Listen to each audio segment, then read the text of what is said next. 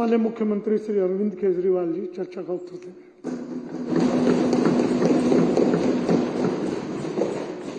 अध्यक्ष महोदय, ये बिल्कुल सही बात है कि हमारी सरकार है और हमारी सरकार की एक पॉलिसी लागू नहीं हो रही और उस पॉलिसी को लागू कराने के लिए आज यहाँ पे चर्चा हो रही है।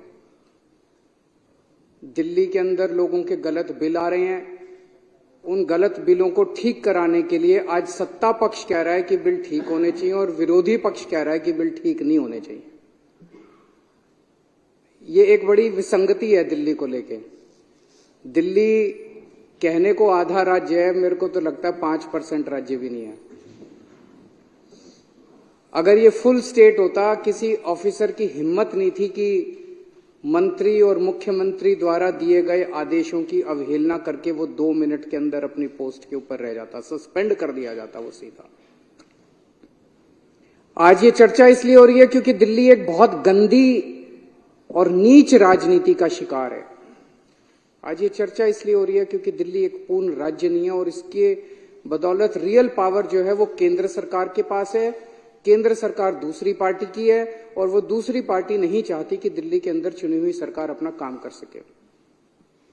अभी मेरे भाई सौरभ भारद्वाज जी ने बहुत विस्तार से इस पूरी स्कीम के बारे में बताया। मैं इसको संक्षेप में बताना चाहूंगा कि दिल्ली के अंदर लगभग 27 लाख कंज्यूमर है मोटा मोटा।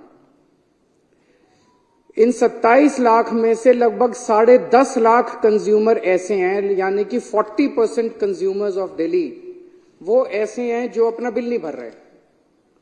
वो बिल क्यों नहीं भर रहे? क्योंकि उनको लगता है कि उनके बिल गलत आए हैं, उनके बिल बढ़ चढ़ के आए हैं और उनके बिल सही नहीं है, इसलिए वो अपने बिल नहीं भर रहे।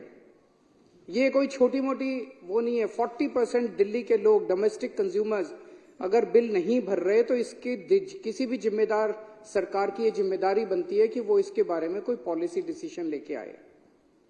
तो एक तरफ सारे कंज्यूमर्स दुखी हैं, कंज्यूमर चक्कर पे चक्कर लगाते हैं, अपने बिल ठीक कराने के लिए चक्कर पे चक्कर लगाते हैं, दलालों के चक्कर लगा रहे हैं, रिश्वतखोरी चल रही है, हर किस्म का गलत काम चल रहा है इस वजह से कि इतने सारे बिल पेंडिंग पड़े हुए हैं, इतने सारे बिल गलत हैं।